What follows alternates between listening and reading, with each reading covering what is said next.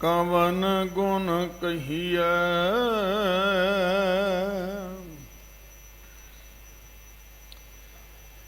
ਬੇਸ਼ੁਮਾਰ ਬੇਅੰਤ ਸੁਆਮੀ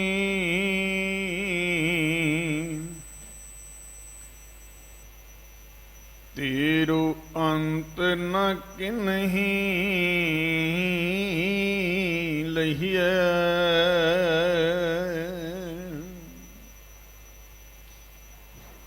ਸਤਿਨਾਮ ਵਾਹਿਗੁਰੂ ਸਾਹਿਬ JIO.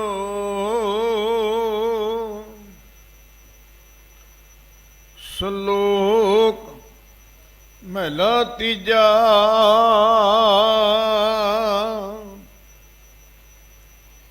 ਇਕ ਓੰਕਾਰ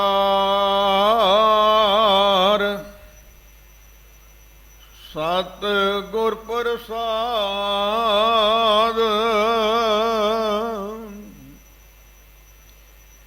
ਚਿੰਤਾ ਧਾਵਤ ਰਹਿ ਗਏ ਤਾਂ ਮਨ ਭਇਆ ਆਨੰਦ। ਗੁਰ ਪ੍ਰਸਾਦੀ ਬੁਝੀਐ ਸਾ ਧਨ ਸੁਤੀ ਨ ਚੈਂਦ।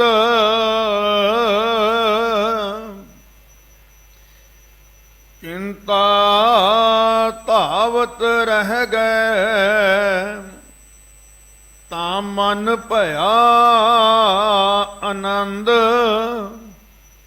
ਗੁਰ ਪ੍ਰਸਾਦੀ ਬੁਝੀਐ ਸਾ ਤਨ ਸੁਤੀ ਨ ਚੈਂਦ। ਜਿਨ ਕੋ ਪੂਰਬ ਲਿਖਿਆ ਤਿਨਾ ਭੇਟਿਆ ਗੁਰ ਗੋਬਿੰਦ। ਨਾਨਕ ਸਹਜੇ ਮਿਲ ਰਹੈ ਹਰ ਪਾਇਆ ਪਰਮਾਨੰਦ। ਸਤਿਗੁਰ ਸੇਵਨ ਆਪਣਾ ਗੁਰ ਸ਼ਬਦੀ ਵਿਚਾਰ। ਸਤਿਗੁਰ ਕਾ ਭਾਣਾ ਮਨ ਲੈਨ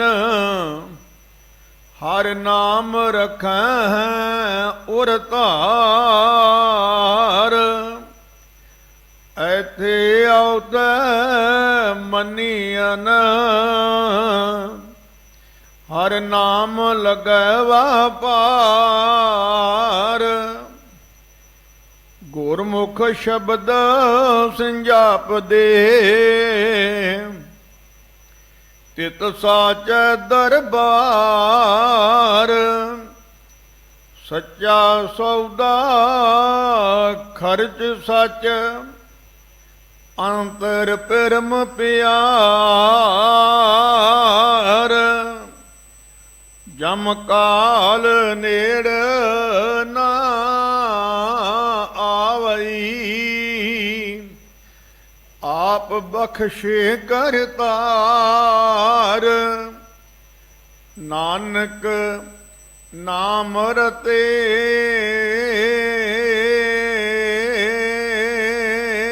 ਸੇ ਤਨਵੰਤ ਹੈਨ। ਉਹ ਨਿਰਧਨ ਹੋਰ ਸੰਸਾਰ। ਜਮ ਕਾਲ ਨੇੜ ਨਾ ਆਵਈ ਆਪ ਬਖਸ਼ੇ ਕਰਤਾਰ। ਨਾਨਕ ਨਾਮ ਰਤੇ ਸੇ ਤਨਵੰਤ ਹੈਨ।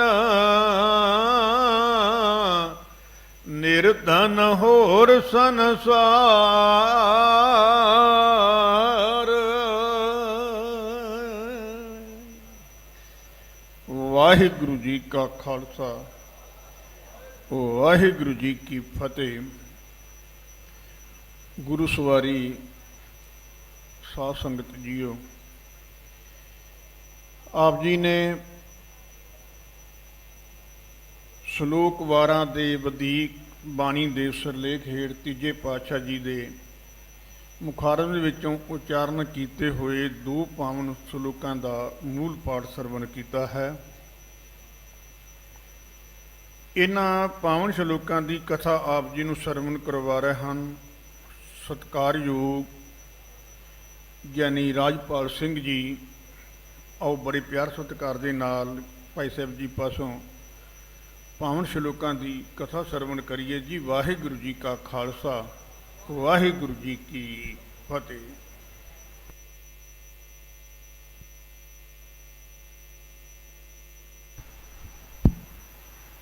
ਸਤਨਾਮ ਵਾਹਿਗੁਰੂ ਸਾਹਿਬ ਜੀ। ਏਕੰਕਾਰਾ ਸਤਿਗੁਰੂ ਤਿਹ ਪ੍ਰਸਾਦ ਸਚ ਹੋਇ। ਵਾਹਿਗੁਰੂ ਜੀ ਕੀ ਫਤਿਹ। ਵਿਘਨ ਵਿਨਾਸ਼ਨ ਸੋਏ। ਵਾਹਿਗੁਰੂ ਜੀ ਕੀ ਫਤਿਹ। ਵਿਘਨ ਵਿਨਾਸ਼ਨ ਸੋਏ। ਨਮਸਕਾਰ ਗੁਰਦੇਵ ਕਉ। ਸਤਨਾਮ ਜਿਸ ਮੰਤਰ ਸੁਣਾਇਆ। ਭਵ ਜਲ ਵਿੱਚੋਂ ਕੱਢ ਕੇ ਮੁਕਤ ਪਦਾਰਥ ਮਾਹੇ ਸਮਾਇਆ। ਬਾਣੀ ਗੁਰੂ, ਗੁਰੂ ਹੈ ਬਾਣੀ, ਵਿੱਚ ਬਾਣੀ ਅੰਮ੍ਰਿਤ ਸਾਰੇ। ਗੁਰ ਬਾਣੀ ਕਹੈ ਸੇਵਕ ਜਨ ਮਾਨੈ। ਪ੍ਰਤੱਖ ਗੁਰੂ ਨਿਸਤਾਰੇ। ਮੂਕ ਉਚਰਹਿ ਸ਼ਾਸਤਰ ਖਟ। ਪਿੰਗ ਗਿਰਨ ਚੜ ਜਾਏ। ਅੰਧ ਲਖੈ ਬਦਰੋ ਸੁਨੈ। ਜੋ ਕਾਲ ਕਿਰਪਾ ਕਰਾਏ। ਸੋ ਕਹੋ ਟਲ ਗੁਰ ਸੇਵੀਐ। ਅਹਨਿਸ ਸਹਿਜ ਸੁਭਾਇ। ਦਰਸ਼ਨ ਪਰਸੈ ਗੁਰੂ ਕੈ। ਜਨਮ ਮਰਨ ਦੁਖ ਜਾਏ। ਦਰਸ਼ਨ ਪਰਸੈ ਗੁਰੂ ਕੈ। ਜਨਮ ਮਰਨ ਦੁਖ ਜਾਏ। ਵਾਹਿਗੁਰੂ ਜੀ ਕਾ ਖਾਲਸਾ, ਵਾਹਿਗੁਰੂ ਜੀ ਕੀ ਫਤਿਹ। ਪਰਮ ਸਤਿਕਾਰਯੋਗ ਸਤਿਗੁਰਾਂ ਦੀ ਸਾਜੀ ਨਵਾਜੀ, ਗੁਰੂ ਪਿਆਰੀ, ਗੁਰੂ ਸਵਾਰੀ,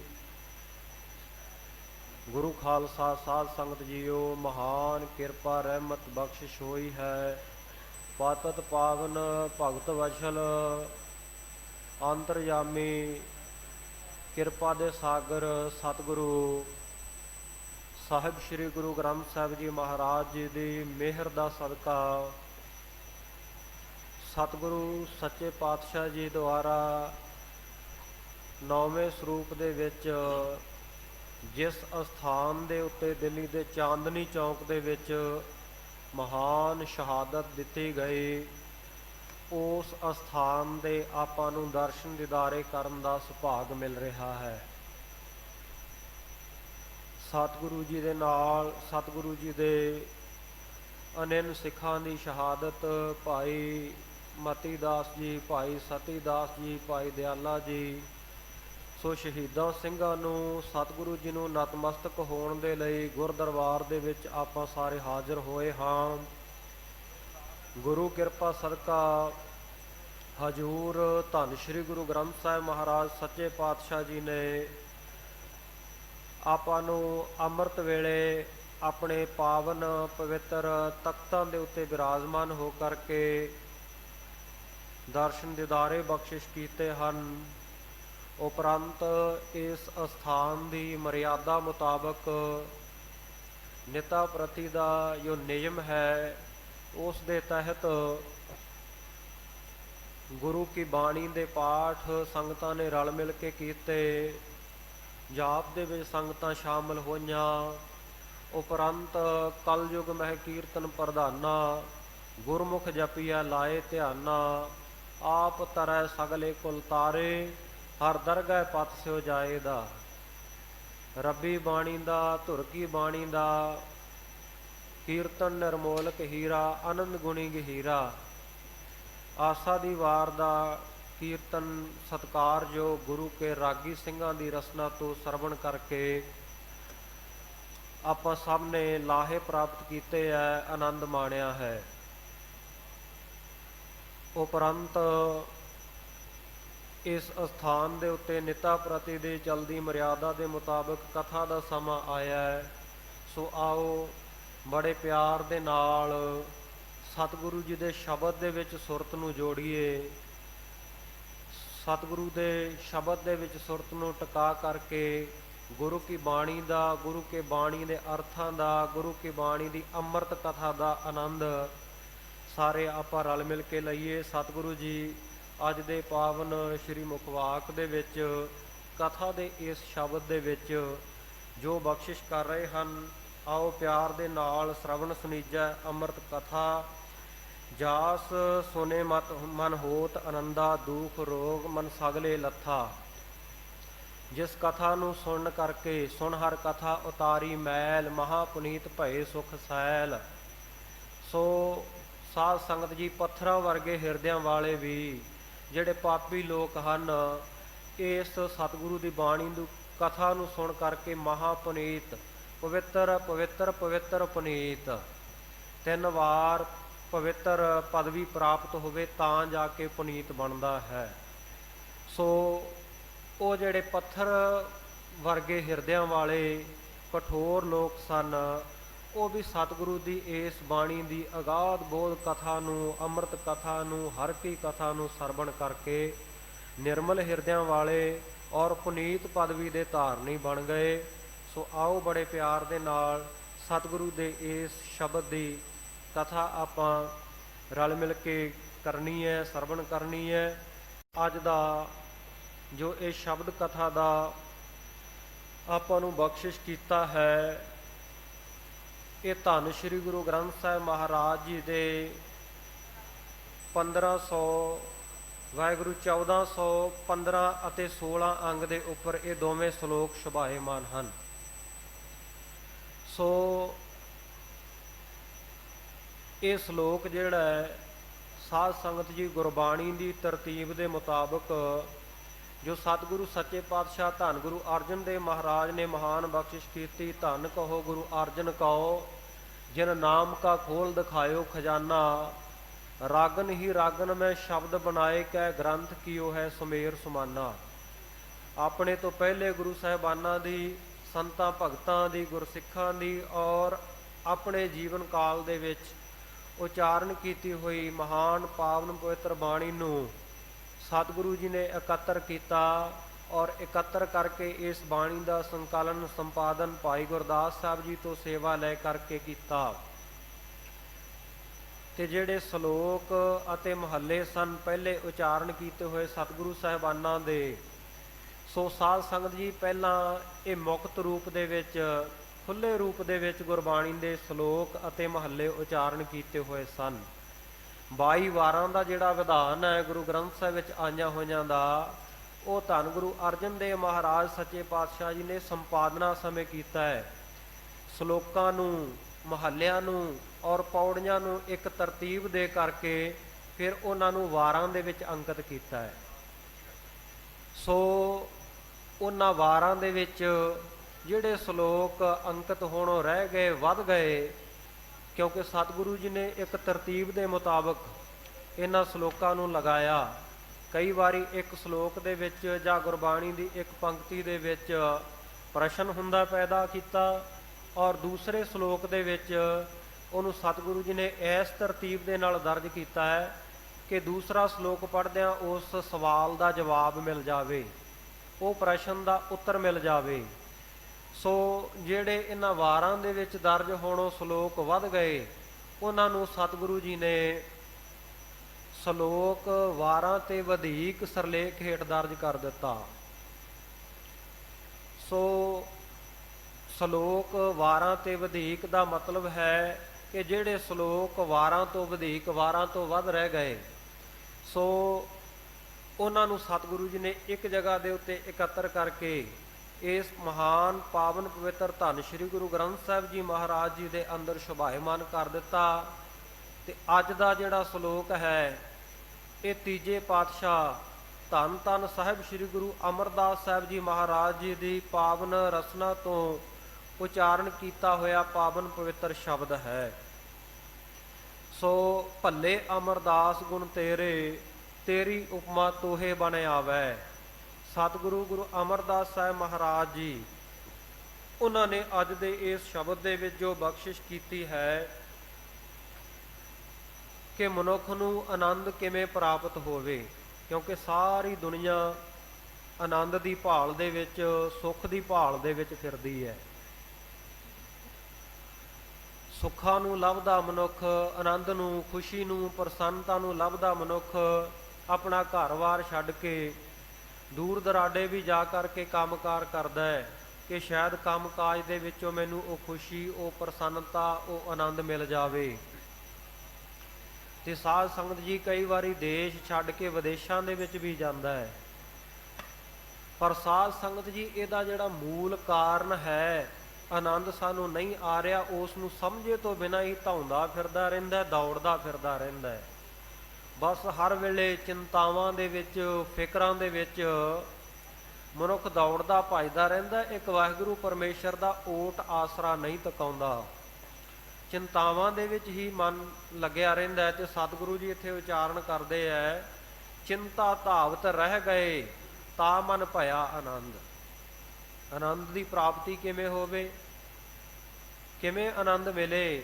ਸਤਿਗੁਰੂ ਸੱਚੇ ਪਾਤਸ਼ਾਹ ਜੀ ਕਹਿੰਦੇ ਆਨੰਦ ਉਹਨਾਂ ਨੂੰ ਮਿਲਿਆ ਜਿਨ੍ਹਾਂ ਦਾ ਮਨ ਦਾ ਫਿਕਰ ਦੂਰ ਹੋ ਗਿਆ, ਜਿਨ੍ਹਾਂ ਦੇ ਮਨ ਦੀ ਚਿੰਤਾ ਦੂਰ ਹੋ ਗਈ, ਚਿੰਤਾ ਦੀ ਧਾਵਣੀ, ਚਿੰਤਾ ਦੇ ਵਿੱਚ ਜਿਹੜੇ ਦੌੜਾ ਫਿਰਦਾ ਸੀ ਨਾ ਮਨ, ਜਦੋਂ ਉਹ ਟਿਕ ਗਿਆ, ਉਹ ਤੋਂ ਰਹਿਤ ਹੋ ਗਏ ਜਿਹੜੇ ਮਨੁੱਖ, ਜਿਹੜੇ ਗੁਰਮੁਖ ਜਨ ਮਾਇਆ ਦੀ ਚਿੰਤਾ ਦੇ ਵਿੱਚ ਭਟਕਦਿਆਂ ਹੋਏ, ਦੌੜਦੇ ਭੱਜਦੇ ਹੋਏ ਜਿਹੜੇ ਸਥਿਤ ਹੋ ਗਏ, ਟਿਕ ਗਏ, ਟਿਕਾਊ ਆ ਗਿਆ ਜਿਨ੍ਹਾਂ ਦੇ ਮਨ ਨੂੰ, ਚਿੰਤਾ ਧਾਵਤ ਰਹਿ ਗਏ, ਤਾਂ ਮਨ ਭਇਆ ਆਨੰਦ।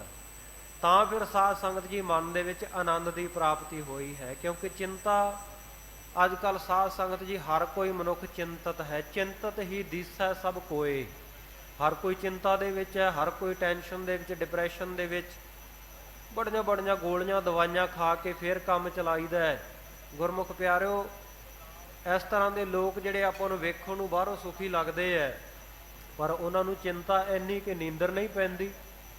ਦਵਾਈਆਂ ਖਾ ਖਾ ਕੇ, ਮੈਡੀਸਨ ਲੈ ਕਰਕੇ, ਫਿਰ ਸਾਧ ਸੰਗਤ ਜੀ ਉਹਨਾਂ ਨੂੰ ਕਿਤੇ ਜਾ ਕੇ ਥੋੜ੍ਹਾ ਬਹੁਤਾ ਜਿਹੜਾ ਆਰਾਮ ਆਉਂਦਾ, ਛਿਨ ਭੰਗਰੀ ਆਰਾਮ, ਉਹ ਵੀ ਸਦੀਵੀ ਸੁੱਖ ਨਹੀਂ, ਸਦੀਵੀ ਆਨੰਦ ਨਹੀਂ ਹੈ।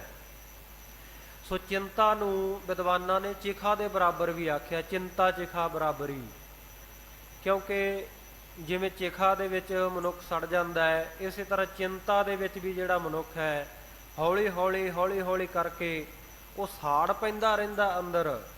ਤੇ ਸਾਧ ਸੰਗਤ ਜੀ, ਇਹ ਚਿੰਤਾ ਮਨੁੱਖ ਨੇ ਕਰਨੀ ਹੈ, ਪਰ ਸਾਧ ਸੰਗਤ ਜੀ ਇੰਨੀ ਵੀ ਜ਼ਿਆਦਾ ਚਿੰਤਾ, ਇੰਨਾ ਚਿੰਤਤ ਨਾ ਹੋਵੇ, ਚਿੰਤਤ ਹੀ ਦੀਸੈ ਸਭ ਕੋਏ, ਕਿ ਚਿੰਤਾ ਦੇ ਵਿੱਚ ਹੀ ਸਮਾਂ ਬਿਹਾ ਦੇਵੇ।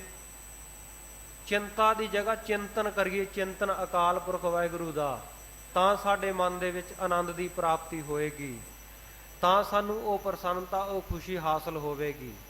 ਕਿਉਂਕਿ ਚਿੰਤਾ ਸਤਿਗੁਰ ਸੱਚੇ ਪਾਤਸ਼ਾਹ ਜੀ ਨੇ ਸਾਫ਼ ਮਨਾ ਕਰ ਦਿੱਤਾ, ਨਾਨਕ ਚਿੰਤਾ ਮਤ ਕਰੋ, ਚਿੰਤਾ ਤਿਸ ਹੀ ਹੈ ਜਲ ਮੈਂ ਜੀ ਉਹ ਪਾਇਨ ਤਿਨਾ ਪੀ ਰੋਜੀ ਦੇ। ਕਹਿੰਦੇ ਕਾਹਦੇ ਵਾਸਤੇ ਚਿੰਤਾ ਕਰਦਾ ਭਾਈ? ਵੇਖ ਜਿਹੜੇ ਜਲ ਦੇ ਵਿੱਚ, ਸਮੁੰਦਰਾਂ ਦੇ ਵਿੱਚ ਜੀਵ ਪੈਦਾ ਕੀਤੇ ਆ ਨਾ, ਤੂੰ ਰੋਜੀ ਰੋਟੀ ਦੇ ਲਈ, ਮਾਇਆ ਦੇ ਲਈ ਚਿੰਤਾ ਕਰਦਾ, ਦੌੜਿਆ ਫਿਰਦਾ ਹੈ, ਭੱਜਿਆ ਫਿਰਦਾ ਹੈ, ਧਾਵਣੀ ਦੇ ਵਿੱਚ ਹੈ। ਸਤਿਗੁਰ ਸੱਚੇ ਪਾਤਸ਼ਾਹ ਕਹਿੰਦੇ ਜਲ ਮੈਂ ਜੀ ਉਪਾਇਨ ਤਿਨਾ ਭੀ ਰੋਜੀ ਦੇ। ਹੁਣ ਪਾਣੀ ਦੇ ਵਿੱਚ 42 ਲੱਖ ਜੀ ਜਲ ਮੈਂ ਹੋਤੇ, 42 ਲੱਖ ਜੂਨਾਂ ਜਲ ਦੇ ਵਿੱਚ ਮੰਨੀਆਂ ਗਈਆਂ ਤੇ 42 ਲੱਖ ਬਾਹਰ, ਕੁੱਲ 84 ਲੱਖ ਜੂਨਾਂ ਦਾ ਜਿਹੜਾ ਸਰਕਲ ਮੰਨਿਆ ਗਿਆ, ਚੱਕਰ ਮੰਨਿਆ। ਸੋ ਸਾਧ ਸੰਗਤ ਜੀ, ਸਤਿਗੁਰ ਸੱਚੇ ਪਾਤਸ਼ਾਹ ਜੀ ਕਹਿੰਦੇ ਜਿਹੜੇ ਜਲ ਦੇ ਵਿੱਚ ਪੈਦਾ ਕੀਤੇ ਹੋਏ ਜੀਵ ਹੈ ਉਹਨਾਂ ਨੂੰ ਵੀ ਰੋਜੀ ਮਿਲਦੀ ਹੈ, ਉਹਨਾਂ ਨੂੰ ਵੀ ਰਿਜ਼ਕ ਮਿਲਦਾ ਹੈ। ਤੇ ਤੂੰ ਆਪਣੇ ਰਿਜ਼ਕ ਦੇ ਵਾਸਤੇ ਕਾਹੇ ਰੇ ਮਨ ਚਿਤਵੈ ਉਦਮ ਜਾ ਆਹਰ ਹਰ ਜੀਉ ਪਰਿਆ। ਉਹ ਵਾਹਿਗੁਰੂ ਜਿਹੜਾ ਸਭ ਦਾ ਦਾਤਾ ਹੈ, ਦੱਦਾ ਦਾਤਾ ਏਕ ਹੈ, ਸਭ ਕੋ ਦੇਵਨਹਾਰ, ਦੇਣ ਦੇ ਟੋਟ ਨਾ ਆਵਈ, ਅਗਣਤ ਭਰੇ ਭੰਡਾਰ, ਜਿਹਦੇ ਅਗਣਤ ਗਿਣਤੀ ਤੋਂ ਰਹਿਤ ਬੇਸ਼ੁਮਾਰ ਭੰਡਾਰਿਆਂ ਦੇ ਵਿੱਚੋਂ ਸਭ ਦਾਤਾਂ ਲਈ ਜਾ ਰਹੇ ਹੈ, ਸਭ ਨੂੰ ਉਹ ਰੋਜੀ ਰਿਜ਼ਕ ਪਹੁੰਚਾਉਂਦਾ ਹੈ। ਤੇ ਤੂੰ ਕਾਹਦੇ ਵਾਸਤੇ ਚਿੰਤਾ ਕਰਦਾ ਭਾਈ। ਜਲ ਮੈਂ ਜੰਤ ਉਪਾਇਨ ਤਿਨਾ ਭੀ ਰੋਜੀ ਦੇ, ਉੱਥੇ ਹੱਟ ਨਾ ਚੱਲਈ, ਨਾ ਕੋ ਕਿਰਸ ਕਰੇ। ਹੁਣ ਸਮੁੰਦਰ ਦੇ ਵਿੱਚ ਕਿਹੜਾ ਕਿਸੇ ਨੇ ਕੋਈ ਹੱਟੀ ਪਾਈ ਹੋਈ ਹੈ, ਕਿਹੜਾ ਦੁਕਾਨ ਪਾਈ ਹੋਈ ਹੈ? ਨਾ ਕੋ ਕਿਰਸ, ਨਾ ਕੋਈ ਕਰੇਖਾ ਖੇਤੀ ਕਰਦਾ ਹੈ, ਨਾ ਉੱਥੇ ਖੇਤੀ ਹੁੰਦੀ ਹੈ, ਨਾ ਕੋਈ ਦੁਕਾਨ ਦੇ ਉੱਤੇ ਸੌਦਾ ਮਿਲਦਾ ਹੈ। ਤੇ ਸਾਧ ਸੰਗਤ ਜੀ, ਸੌਦਾ ਮੂਲ ਨਾ ਹੋਵੇ, ਨਾ ਕੋ ਲੈ ਨਾ ਦੇ। ਉੱਥੇ ਮੂਲ ਵੀ ਬਿਲਕੁਲ ਵੀ ਕੋਈ ਸੌਦਾ, ਕੋਈ ਵਪਾਰ ਨਹੀਂ ਹੁੰਦਾ, ਕੋਈ ਲੈਣਾ ਦੇਣਾ ਨਹੀਂ ਹੁੰਦਾ। ਪਰ ਰਿਜ਼ਕ ਪਹੁੰਚਾ ਰਿਹਾ ਵਾਹਿਗੁਰੂ ਸਭ ਨੂੰ, ਸਭ ਨੂੰ ਰੋਜੀ ਦੇਈ ਜਾ ਰਿਹਾ। ਇਸ ਵਾਸਤੇ ਕਾਹਦੇ ਵਾਸਤੇ? ਵਿੱਚ ਉਪਾਏ ਸਾਇਰਾ ਤਿਨਾ ਭੀ ਰਿਜ਼ਕ ਪਹੁੰਚਾਏ, ਉਹਨਾਂ ਨੂੰ ਵੀ ਰਿਜ਼ਕ ਵਾਹਿਗੁਰੂ ਪਰਮੇਸ਼ਰ ਦਿੰਦਾ ਹੈ ਜਿਹੜੇ ਸਾਇਰਾਂ ਦੇ ਵਿੱਚ, ਸਮੁੰਦਰਾਂ ਦੇ ਵਿੱਚ ਪੈਦਾ ਕੀਤੇ ਹੋਏ ਆ। ਸੋ ਸਤਿਗੁਰ ਸੱਚੇ ਪਾਤਸ਼ਾਹ ਕਹਿੰਦੇ ਨਾਨਕ ਚਿੰਤਾ ਮਤ ਕਰੋ, ਚਿੰਤਾ ਤਸੀਰ। ਤੂੰ ਚਿੰਤਾ ਛੱਡ ਕੇ ਚਿੰਤਨ ਕਰ ਉਸ ਅਕਾਲ ਪੁਰਖ ਵਾਹਿਗੁਰੂ ਦਾ।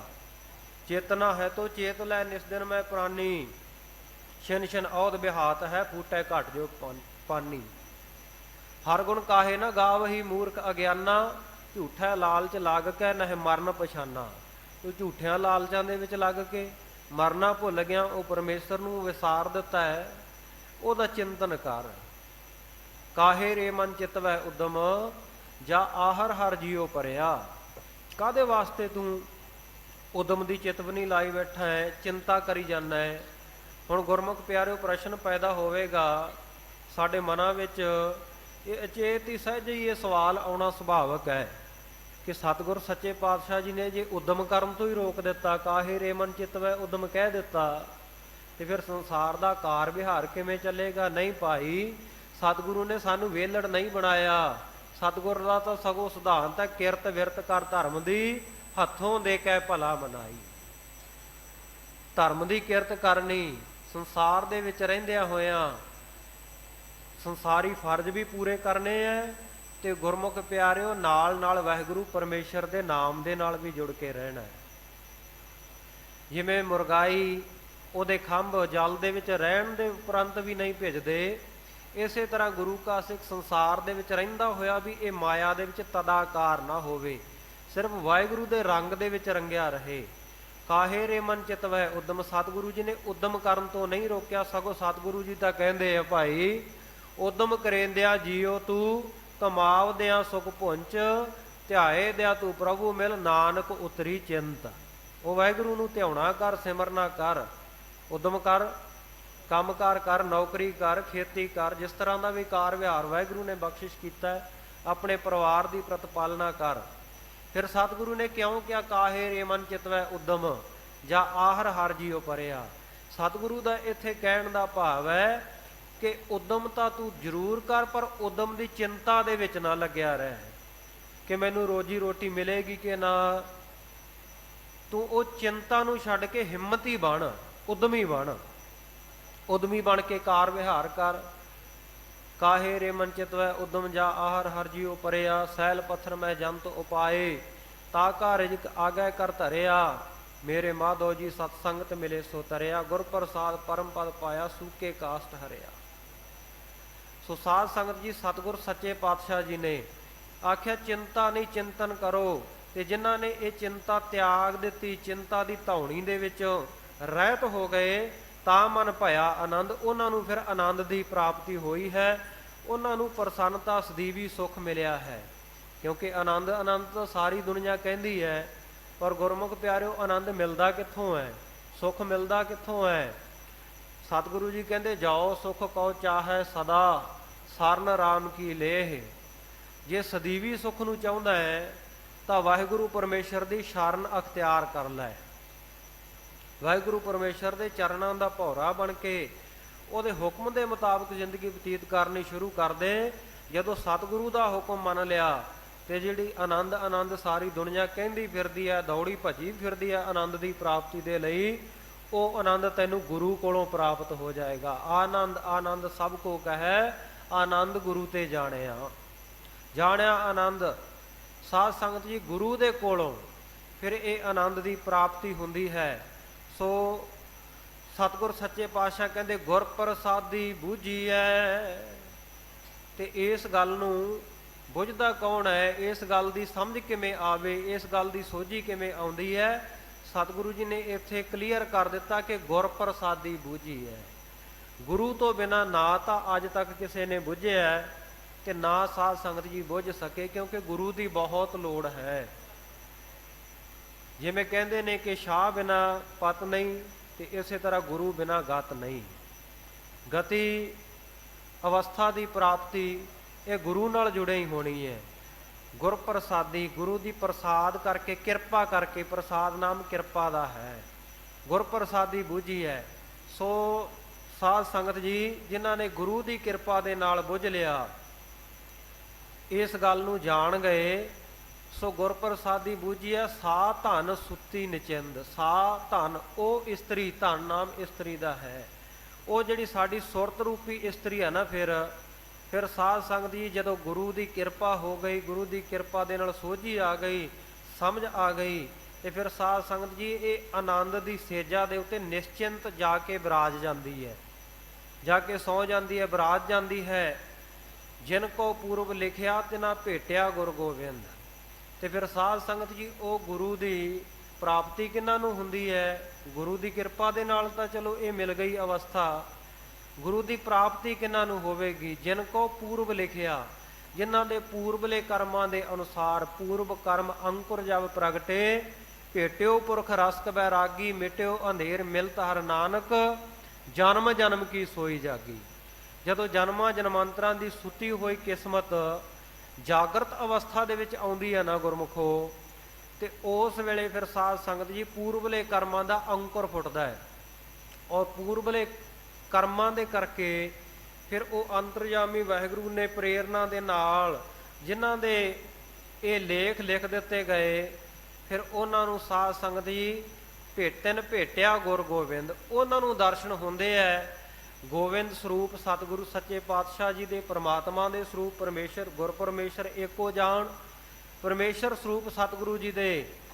ਔਰ ਜਿਨ੍ਹਾਂ ਦੇ ਭਾਈ ਪੂਰਬਲੇ ਕਰਮ ਚੰਗੇ ਹੈ, ਉਹਨਾਂ ਨੇ ਦਰਸ਼ਨ ਦੀਦਾਰੇ ਕੀਤੇ ਹੈ, ਉਹ ਮਹਿਮਾ ਸੁਣਦੇ ਹੈ ਗੁਰੂ ਗੋਬਿੰਦ ਸਿੰਘ ਸਾਹਿਬ ਮਹਾਰਾਜ ਸੱਚੇ ਪਾਤਸ਼ਾਹ ਜੀ ਦੀ। ਨਾਨਕ ਸਹਿਜੇ ਮਿਲ ਰਹੇ ਹਰ ਪਾਇਆ ਪਰਮਾਨੰਦ। ਫਿਰ ਸਾਧ ਸੰਗਤ ਜੀ ਸਹਿਜ ਨਾਮ ਗਿਆਨ ਦਾ ਹੈ। ਗਿਆਨ ਦੀ ਪ੍ਰਾਪਤੀ ਕਰਕੇ ਉਹ ਮਿਲ ਜਾਂਦੇ ਆ, ਮਿਲਾਪ ਹੋ ਜਾਂਦਾ ਹੈ ਹਰੀ ਪਰਮੇਸ਼ਰ ਵਾਹਿਗੁਰੂ ਦੇ ਨਾਲ। ਤੇ ਪਾਇਆ ਪਰਮਾਨੰਦ, ਜਿਹੜਾ ਪਰਮ ਆਨੰਦ ਸਰੂਪ ਪਰਮੇਸ਼ਰ ਹੈ, ਉਸ ਨੂੰ ਪਾ ਲੈਂਦੇ ਆ, ਉਹਦੀ ਪ੍ਰਾਪਤੀ ਹੋ ਜਾਂਦੀ ਹੈ। ਕਿਉਂਕਿ ਬਾਕੀ ਤੇ ਸਾਰੇ ਆਨੰਦ ਹੈ, ਪਰ ਪਰਮ ਆਨੰਦ ਉਹ ਸਤਿਗੁਰ ਸੱਚੇ ਪਾਤਸ਼ਾਹ ਜਾਂ ਪਰਮੇਸ਼ਰ ਦੇ ਕੋਲ ਹੈ। ਸੋ ਸਹਿਜੇ ਗਿਆਨ ਦੇ ਨਾਲ ਮਿਲ ਕਰਕੇ ਉਹਨਾਂ ਗੁਰਮੁਖਾਂ ਨੇ, ਉਹਨਾਂ ਅਭਿਆਸੀਆਂ ਨੇ, ਉਹਨਾਂ ਵੱਡਿਆਂ ਭਾਗਾਂ ਵਾਲਿਆਂ ਨੇ ਪਰਮ ਆਨੰਦ ਸਰੂਪ ਉਹ ਵਾਹਿਗੁਰੂ ਪਰਮੇਸ਼ਰ ਦਾ ਮਿਲਾਪ ਉਹਨਾਂ ਨੂੰ ਹੋ ਗਿਆ। ਸਤਿਗੁਰ ਸੇਵਨ ਆਪਣਾ ਗੁਰ ਸ਼ਬਦੀ ਵਿਚਾਰ। ਸਤਿਗੁਰੂ ਗੁਰੂ ਅਮਰਦਾਸ ਸਾਹਿਬ ਮਹਾਰਾਜ ਸੱਚੇ ਪਾਤਸ਼ਾਹ ਅਗਲੇ ਸ਼ਲੋਕ ਦੇ ਵਿੱਚ ਬਖਸ਼ਿਸ਼ ਕਰ ਰਹੇ ਹੈ ਕਿ ਜਿਨ੍ਹਾਂ ਨੇ ਸਾਧ ਸੰਗਤ ਜੀ ਸਤਿਗੁਰੂ ਨੂੰ, ਸੱਚੇ ਗੁਰੂ ਨੂੰ, ਕਿਉਂਕਿ ਗੁਰੂ ਦੁਨੀਆ ਦੇ ਵਿੱਚ ਬਹੁਤ ਕਹਾਉਂਦੇ ਆ ਲੋਕ, ਅੱਜ ਬੜੇ ਬੜੇ ਥਾਂ ਦੇ ਉੱਤੇ ਡੇਰੇ ਖੁੱਲੇ ਆ। ਕਿਸੇ ਵੀ ਰੋਡ ਦੇ ਉੱਤੇ ਨਿਕਲ ਜਾਓ ਗੁਰਮੁਖ ਪਿਆਰਿਓ, ਉਹਨੇ ਬੱਸ ਸਟੈਂਡ ਨਹੀਂ ਮਿਲਦੇ ਜਿੰਨੇ ਭਗਵਾਨ ਸਟੈਂਡ ਮਿਲਦੇ ਆ, ਉਹਨੇ ਢਾਬੇ ਨਹੀਂ ਮਿਲਦੇ ਜਿੰਨੇ ਬਾਬੇ ਮਿਲਦੇ ਆ ਆਪਣੇ ਆਪ ਨੂੰ ਰੱਬ ਕਹਾਉਣ ਵਾਲੇ। ਪਰ ਸਤਿਗੁਰੂ ਜੀ ਨੇ ਸੱਚੇ ਸਤਿਗੁਰੂ ਦੇ ਨਾਲ ਜੁੜਨ ਦੇ ਲਈ ਤਾਕੀਦ ਕੀਤੀ ਹੈ। ਇਹ ਗੁਰੂ ਕੇ ਸਿੱਖਾ, ਜਦੋਂ ਤੈਨੂੰ ਗੁਰੂ ਦੀ ਭਾਲ ਦੀ ਤੇਰੇ ਮਨ ਵਿੱਚ ਜਗਿਆਸਾ ਹੋਵੇ, ਜਗਿਆਸਾ ਕਾਹਦੀ? ਗੁਰੂ ਤਾਂ ਲੱਭਣਾ ਹੀ ਹੈ ਭਾਈ। ਗੁਰੂ ਤੋਂ ਬਿਨਾਂ ਗਤ ਹੀ ਨਹੀਂ, ਗੁਰੂ ਤੋਂ ਬਿਨਾਂ ਮੁਕਤੀ ਨਹੀਂ। ਜਦੋਂ ਗੁਰੂ ਨੂੰ ਲੱਭਣ ਦੇ ਲਈ ਜਾਵੇਂ ਤੇ ਸੱਚੇ ਗੁਰੂ ਦੇ ਨਾਲ, ਧੰਨ ਸ਼੍ਰੀ ਗੁਰੂ ਗ੍ਰੰਥ ਸਾਹਿਬ ਮਹਾਰਾਜ ਦੀ ਬਾਣੀ ਦੇ ਨਾਲ ਗੁਰੂ ਕੇ ਸਿੱਖਾ ਜੋੜ, ਕਿਉਂਕਿ ਇਹ ਸਤਿਗੁਰ ਹੈ, ਇਹ ਨਿਹਕਲੰਕ ਹੈ, ਇਹ ਜੁਗੋ ਜੁਗ ਅਟਲ ਹੈ। ਜਿਹੜਾ ਤਿੰਨਾਂ ਕਾਲਾਂ ਦੇ ਵਿੱਚ ਸੱਤ ਹੈ, ਜਿਹਦਾ ਆਬਾਦ ਨਹੀਂ ਜਿਹੜਾ ਆਬਾਦ ਹੀ ਨਹੀਂ ਹੁੰਦਾ, ਜਿਹਨੇ ਖਤਮ ਹੀ ਨਹੀਂ ਹੋਣਾ, ਕਾਲ ਦਾ ਜਿਹਦੇ ਉੱਤੇ ਅਸਰ ਨਹੀਂ, ਜਿਹੜਾ ਅਕਾਲ ਮੂਰਤ ਹੈ, ਤਰਈ ਕਾਦ ਆਬਾਦ ਤਵੰ ਸਤ ਤਵੰ, ਜਿਹਦਾ ਤਿੰਨਾਂ ਕਾਲਾਂ ਵਿੱਚ ਨਾਸ਼ ਨਹੀਂ ਹੁੰਦਾ, ਉਹਨੂੰ ਸਤਿਗੁਰੂ ਆਖੀਦਾ ਹੈ। ਸੋ ਜਿਸ ਸਤਿਗੁਰੂ ਨੂੰ ਮਿਲਣ ਕਰਕੇ ਮਨ ਦੇ ਵਿੱਚ ਆਨੰਦ ਪ੍ਰਸੰਨਤਾ ਹੋਵੇ, ਉਹਨੂੰ ਸਤਿਗੁਰੂ ਕਹੀਦਾ। ਜਿਸ ਮਿਲਿਆ ਮਨ ਹੋਏ ਆਨੰਦ, ਸੋ ਸਤਿਗੁਰ ਕਹੀਐ। ਸੋ ਸਤਿਗੁਰੂ ਨੂੰ ਸੇਵਨਾ ਹੈ, ਸਤਿਗੁਰੂ ਦਾ ਸੇਵਨ ਕਰਨਾ, ਸਿਮਰਨ ਕਰਨਾ ਹੈ।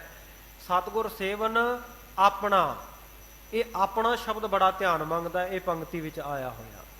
ਸਤਿਗੁਰੂ ਨੂੰ ਕਿਵੇਂ ਸਿਮਰਨਾ ਹੈ, ਕਿਵੇਂ ਯਾਦ ਕਰਨਾ ਹੈ, ਕਿਵੇਂ ਉਹਦੀ ਯਾਦ ਦੇ ਵਿੱਚ ਰਹਿਣਾ ਹੈ, ਉਹਨੂੰ ਆਪਣਾ ਬਣਾ ਕੇ। ਇਹ ਨਹੀਂ ਕਿ ਬਾਕੀ ਸਭ ਕੁਝ ਆਪਣਾ ਹੈ, ਤੇ ਜਿਸ ਵੇਲੇ ਗੁਰੂ ਦੀ ਗੱਲ ਆਉਂਦੀ ਹੈ, ਵਾਹਿਗੁਰੂ ਪਰਮੇਸ਼ਰ ਦੀ ਗੱਲ ਆਉਂਦੀ ਹੈ, ਇਹ ਸਾਧ ਸੰਗਤ ਜੀ, ਇਹ ਮਨੁੱਖ ਦੀ ਫਿਤਰਤ ਹੈ। ਇਹ ਮਾੜੇ ਕਰਮ ਕਹਿ ਲਓ ਕਿ ਸਭ ਕੁਛ ਆਪਣਾ, ਇੱਕ ਰਾਮ ਪਰਾਇਆ, ਸਭ ਕੁਝ ਇਹਨੂੰ ਆਪਣਾ ਭਾਸਦਾ ਹੈ, ਸਭ ਕੁਝ ਆਪਣਾ ਲੱਗਦਾ, ਦੁਨਿਆਵੀ ਪਦਾਰਥ ਵੀ ਆਪਣੇ ਲੱਗਦੇ ਹੈ। ਮਾਇਆ ਮੋਹ ਸਗਲ ਜਗ ਛਾਇਆ, ਸੁਤ ਕੰਚਨ ਸਿਉ ਹੇਤ ਵਧਾਇਆ।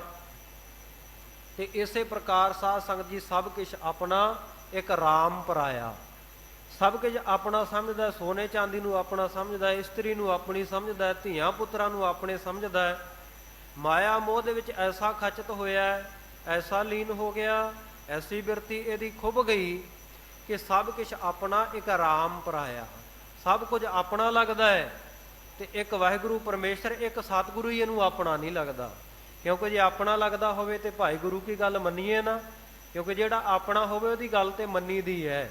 ਸਤਿਗੁਰੂ ਕਹਿੰਦੇ ਆ ਨਾ, ਬਾਣੀ ਗੁਰੂ, ਗੁਰੂ ਹੈ ਬਾਣੀ, ਵਿੱਚ ਬਾਣੀ ਅੰਮ੍ਰਿਤ ਸਾਰੇ, ਗੁਰ ਬਾਣੀ ਕਹੈ ਸੇਵਕ ਜਨ ਮਾਨੈ, ਪ੍ਰਤੱਖ ਗੁਰੂ ਨਿਸਤਾਰੇ। ਪ੍ਰਤੱਖ ਨਿਸਤਾਰਾ ਕਦੋਂ ਹੁੰਦਾ ਹੈ? ਜਦੋਂ ਗੁਰ ਬਾਣੀ ਕਹੈ, ਗੁਰੂ ਜਿਹੜੀ ਬਾਣੀ, ਜਿਹੜੇ ਬਚਨ ਆਖੇ, ਔਰ ਸੇਵਕ ਜਨ ਮਾਨੈ। ਸੇਵਕ ਦਾ, ਸਿੱਖ ਦਾ ਕੀ ਫਰਜ਼ ਹੈ ਕਿ ਗੁਰੂ ਜਿਹੜੇ ਬਚਨ ਕਰੇ, ਉਹਨਾਂ ਨੂੰ ਗੁਰੂ ਕਾ ਸੇਵਕ, ਗੁਰੂ ਕਾ ਸਿੱਖ ਇਨ ਬਿਨ ਮੰਨ ਲਵੇ, ਕੋਈ ਉਹਨਾਂ ਦੇ ਉੱਤੇ ਤਰਕ ਵਿਤਰਕ ਨਾ ਕਰੇ।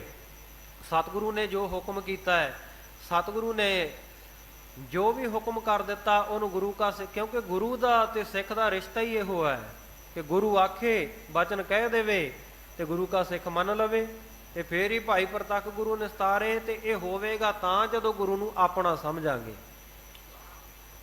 ਆਪਣਿਆਂ ਦਾ ਬਚਨ ਮੰਨੀਦਾ, ਆਪਣਿਆਂ ਦਾ ਕਿਹਾ ਮੰਨੀਦਾ ਹੈ, ਪਰਾਏ ਦਾ ਕੌਣ ਮੰਨਦਾ ਹੈ? ਇਸ ਕਰਕੇ ਸਤਿਗੁਰੂ ਕਹਿੰਦੇ ਸਤਿਗੁਰ ਸੇਵਨ ਆਪਣਾ। ਸਤਿਗੁਰੂ ਨੂੰ ਕਿਵੇਂ ਸੇਵਨਾ ਹੈ? ਆਪਣਾ ਬਣਾ ਕਰਕੇ, ਆਪਣਾ ਬਣਾ ਕਰਕੇ ਸਤਿਗੁਰੂ ਦਾ ਸਿਮਰਨ ਕਰਨਾ, ਉਹਦੀ ਸੇਵਾ ਦੇ ਵਿੱਚ ਹਾਜ਼ਰ ਹੋਣਾ। ਗੁਰ ਸ਼ਬਦੀ ਵਿਚਾਰ, ਤੇ ਇਹ ਸਾਧ ਸੰਗਤੀ ਵਿਚਾਰ ਕਿੱਥੋਂ ਮਿਲੇਗੀ, ਕਿੱਥੋਂ ਸੋਝੀ ਆਵੇਗੀ? ਗੁਰ ਸ਼ਬਦੀ, ਗੁਰੂ ਦੇ ਸ਼ਬਦ ਦੁਆਰਾ, ਗੁਰੂ ਦੇ ਉਪਦੇਸ਼ ਦੇ ਦੁਆਰਾ ਇਹ ਸੋਝੀ ਆਵੇਗੀ।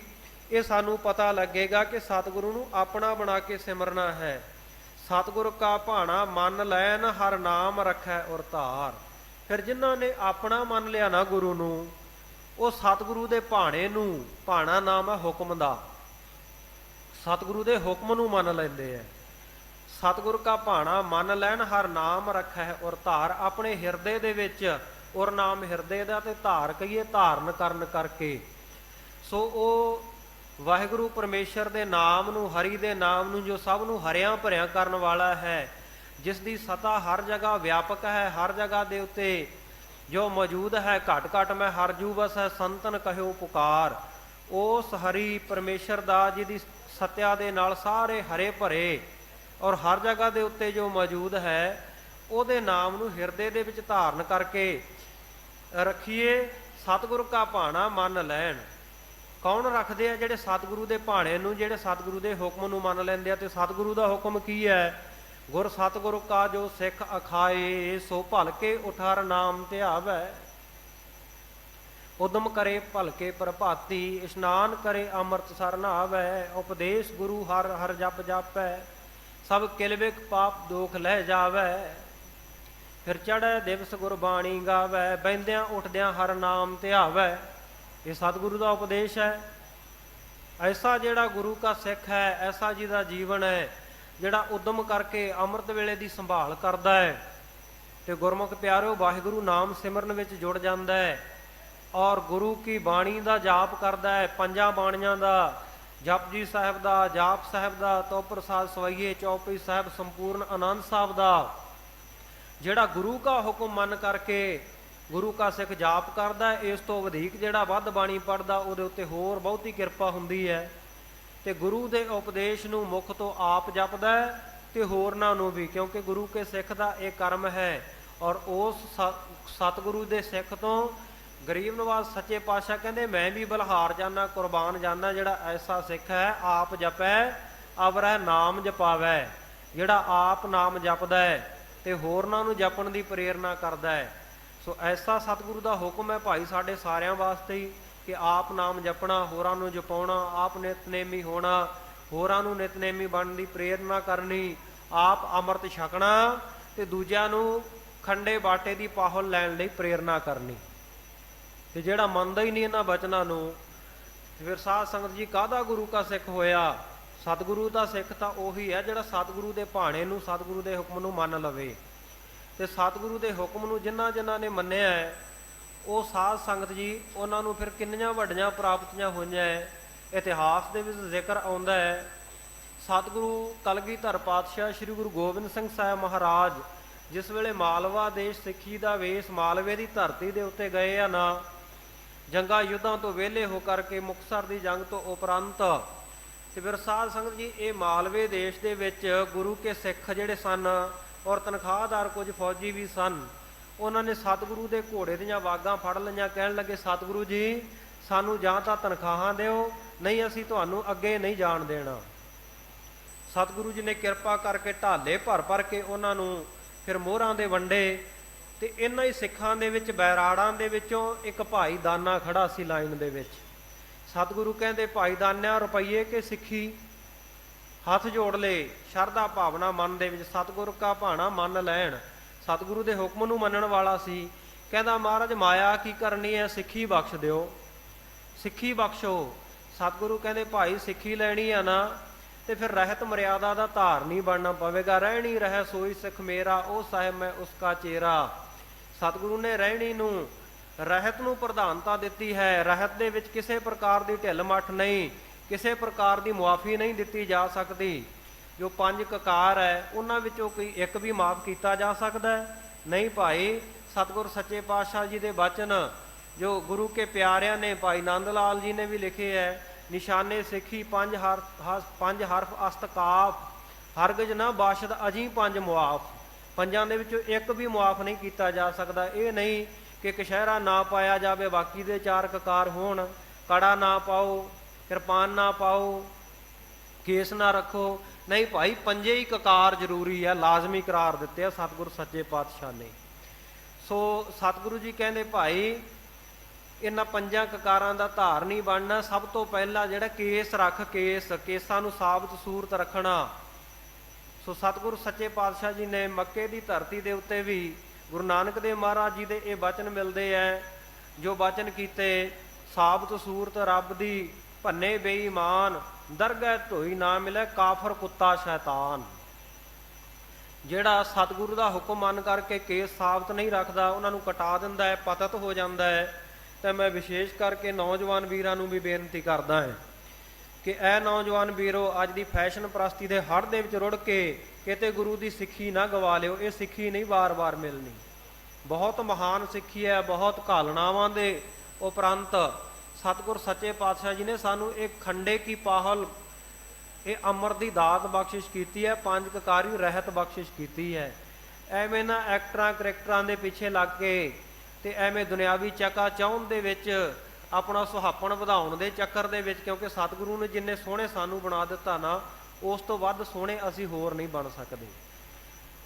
ਇੱਕ ਲਾਈਨ ਦੇ ਵਿੱਚ ਦੁਨੀਆ ਦੇ ਸਾਰੇ ਫੈਸ਼ਨੇਬਲ ਲੋਕ ਖੜਾ ਲਓ, ਹਾਰ ਸ਼ਿੰਗਾਰ ਕੀਤੇ ਹੋਏ ਲੋਕ ਖੜਾ ਲਓ, ਤੇ ਉਹਨਾਂ ਦੇ ਵਿਚਕਾਰ ਇੱਕ ਤਿਆਰ ਬਰ ਤਿਆਰ ਦਾੜਾ ਪ੍ਰਕਾਸ਼ ਤੇ ਦੁਮਾਲਾ ਸਜਾਇਆ ਹੋਇਆ ਬਾਣੀ ਬਾਣੇ ਦਾ ਧਾਰਨੀ ਗੁਰੂ ਕਾ ਸਿੱਖ ਉਹ ਖੜਾ ਕਰ ਦਿਓ ਤੇ ਗੁਰਮੁਖ ਪਿਆਰੋ, ਕਿਸੇ ਨੂੰ ਫੈਸਲਾ ਕਰਨ ਦੇ ਲਈ ਬੁਲਾ ਲਓ ਤੇ ਫੈਸਲਾ ਕਰਨ ਵਾਲਾ ਇਹ ਕਹੇਗਾ ਕਿ ਇਹ ਦੁਨੀਆ ਦੇ ਲੋਕਾਂ ਨੇ ਹਾਰ ਸ਼ਿੰਗਾਰ ਤਾਂ ਕੀਤਾ ਹੈ, ਪਰ ਇਹਨਾਂ ਵਿੱਚੋਂ ਜੇ ਮੈਨੂੰ ਸਭ ਤੋਂ ਸੋਹਣਾ ਲੱਗ ਰਿਹਾ ਤਾਂ ਇਹ ਗੁਰੂ ਕਾ ਸਿੱਖ ਲੱਗ ਰਿਹਾ ਹੈ, ਕਿਉਂਕਿ ਗੁਰੂ ਨੇ ਸਾਨੂੰ ਬਾਣੀ ਔਰ ਬਾਣਾ ਹੀ ਐਸਾ ਨਾਮ ਦਾ ਪ੍ਰਤਾਪ ਬਖਸ਼ਿਸ਼ ਕੀਤਾ ਹੈ।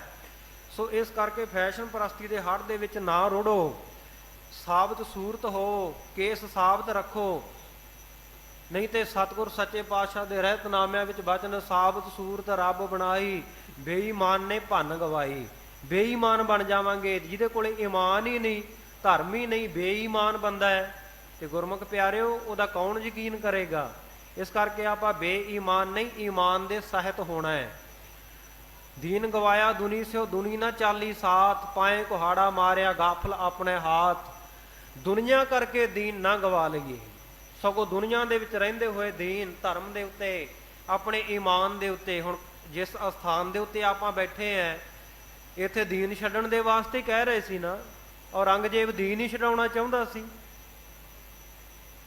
ਇਹ ਕਹਿੰਦਾ ਸੀ ਆਪਣਾ ਧਰਮ ਛੱਡ ਦਿਓ ਤੇ ਸਾਡਾ ਧਰਮ ਧਾਰਨ ਕਰ ਲਓ। ਤੇ ਉਹਨਾਂ ਕਸ਼ਮੀਰੀ ਪੰਡਤਾਂ ਦੀ ਹਾਲ ਪੁਕਾਰ ਸੁਣ ਕਰਕੇ, ਉਹਨਾਂ ਦੀਆਂ ਅਰਦਾਸਾਂ ਬੇਨਤੀਆਂ ਨੂੰ ਮੰਨ ਕਰਕੇ ਸਤਿਗੁਰੂ ਗੁਰੂ ਤੇਗ ਬਹਾਦਰ ਸਾਹਿਬ ਮਹਾਰਾਜ ਇਸ ਅਸਥਾਨ ਦੇ ਉੱਤੇ ਚਾਂਦਨੀ ਚੌਂਕ ਦੇ ਵਿੱਚ ਉਹਨਾਂ ਸ਼ਹਾਦਤ ਦਿੱਤੀ। ਗੁਰੂ ਕੇ ਸਿੱਖਾਂ ਨੇ, ਭਾਈ ਮਤੀ ਦਾਸ ਜੀ ਨੇ, ਭਾਈ ਸਤੀ ਦਾਸ ਜੀ ਨੇ, ਭਾਈ ਦਿਆਲਾ ਜੀ ਨੇ ਪਾਣੀ ਦੇ ਵਿੱਚ ਉਬਲ ਗਏ, ਆਰੇ ਦੇ ਨਾਲ ਤਨ ਨੂੰ ਚਰਾ ਲਿਆ, ਰੂਹ ਦੇ ਵਿੱਚ ਲਪੇਟ ਕੇ ਸਾੜੇ ਗਏ, ਪਰ ਦੀਨ ਤੋਂ ਮੁਨਕਰ ਹੋਏ ਨਹੀਂ। ਭਾਈ ਕਬੀਰ ਦੀਨ ਗਵਾਇਆ ਦੁਨੀ ਸਿਓ ਦੁਨੀ ਨਾ ਚਾਲੀ ਸਾਥ। ਇਹ ਦੁਨੀਆ ਸਾਥ ਨਹੀਂ ਦੇਣ ਵਾਲੀ, ਸਿਰਫ ਦੀਨ ਨੇ, ਧਰਮ ਨੇ ਹੀ, ਸਤਿਗੁਰ ਸੱਚੇ ਪਾਤਸ਼ਾਹ ਦੇ ਉਪਦੇਸ਼ ਨੇ ਹੀ, ਜਿਹਨੂੰ ਆਪਾਂ ਮੰਨ ਕੇ ਜੀਵਨ ਵਿੱਚ ਅਪਣਾ ਲਵਾਂਗੇ, ਉਹਨੇ ਹੀ ਸਾਡੀ ਰੱਖਿਆ ਕਰਨੀ ਹੈ। ਤੇ ਇਹ ਭਾਈ ਦਾਨੇ ਨੂੰ ਸਤਿਗੁਰ ਸੱਚੇ ਪਾਤਸ਼ਾਹ ਕਹਿੰਦੇ ਕੇਸ ਰੱਖ ਲੈ।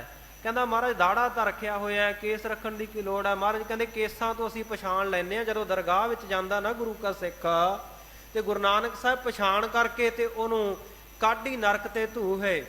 ਨਰਕਾਂ ਦੇ ਵਿੱਚ ਧੂ ਕੇ ਵੀ ਕੱਢ ਲੈਂਦੇ ਆ, ਜੇ ਕਿਸੇ ਗਲਤੀ ਕਾਰਨ, ਜੇ ਕਿਸੇ ਅਵੱਗਿਆ ਕਾਰਨ ਨਰਕਾਂ ਦੇ ਵਿੱਚ ਪੈ ਜਾਏ ਗੁਰੂ ਕਾ ਸਿੱਖ, ਤੇ ਕੋਈ ਭੁੱਲ ਜਾਏ ਗੁਰੂ ਕੇ ਰਸਤੇ ਤੋਂ, ਮਾਰਗ ਤੋਂ ਕੁਤਾਹੀ ਕਰ ਜਾਏ, ਤੇ ਕੇਸਾਂ ਤੋਂ ਫੜ ਕੇ ਕਹਿੰਦਾ ਮਹਾਰਾਜ ਦਾੜਾ ਹੈ।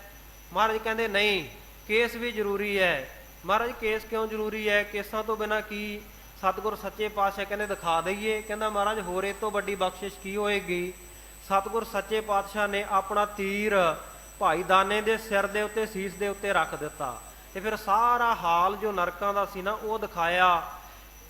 ਜਿਹੜੀ ਮਾਲ ਕੌਸੀ ਦੀ ਵਾਰ ਦਸਮ ਗ੍ਰੰਥ ਸਾਹਿਬ ਦੇ ਵਿੱਚ ਗੁਰੂ ਗੋਬਿੰਦ ਸਿੰਘ ਸਾਹਿਬ ਮਹਾਰਾਜ ਨੇ ਉਚਾਰਨ ਕੀਤੀ ਹੈ, ਬਾਬਾ ਦੀਪ ਸਿੰਘ ਜੀ ਨੇ ਜੋ ਲਿਖਤ ਲਿਖੀ ਦਸਮ ਗ੍ਰੰਥ ਦੀ, ਉਹਦੇ ਵਿੱਚ ਇਹ ਵਚਨ ਆਉਂਦਾ ਹੈ ਕਿ ਕੀ ਹਾਲਤ ਹੁੰਦੀ ਹੈ ਜਿਹੜੇ ਕੇਸਾਂ ਤੋਂ ਰਹਿਤ ਹੋ ਜਾਂਦੇ ਆ, ਪਤਿਤ ਹੋ ਜਾਂਦੇ ਆ। ਬਿਨ ਕੇਸਾਂ ਸਿਰ ਕੁੱਟੀ ਹੈ, ਝੰਗਾਰੇ ਕੌਣ ਛਡਾਏ ਹੈ।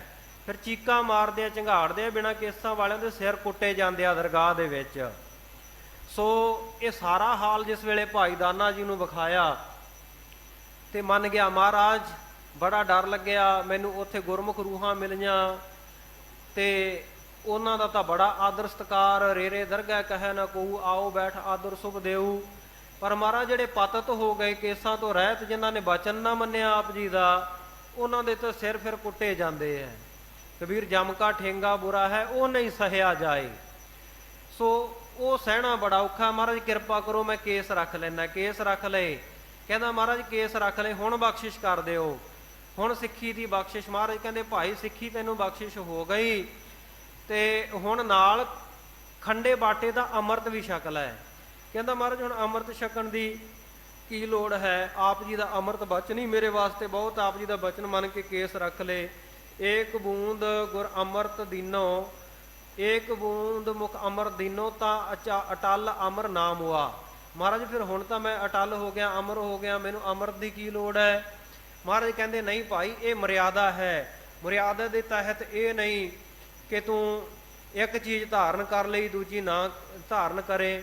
ਇਹ ਨਹੀਂ ਕਿ ਬਾਕੀ ਦੇ ਇੱਕ ਕਾਰ ਧਾਰਨ ਕਰ ਲਈਏ, ਕੇਸ ਨਾ ਰੱਖੀਏ, ਕਿਉਂਕਿ ਕੇਸ ਕੱਟਣ ਤੇ ਬਹੁਤਾ ਜ਼ੋਰ ਹੈ ਨਾ ਆਪਣਾ। ਕਦੇ ਆਪਣਾ ਨੱਕ ਨਹੀਂ ਕੱਟਦੇ, ਕਦੇ ਹੱਥ ਨਹੀਂ ਕੱਟਦੇ, ਕਦੇ ਗਰਦਨ ਕੱਟੀ ਆ ਆਪਣੀ, ਕੇਸਾਂ ਨੂੰ ਕੱਟਣ ਤੇ ਜ਼ੋਰ ਦਿੱਤਾ ਹੋਇਆ ਆਪਾਂ।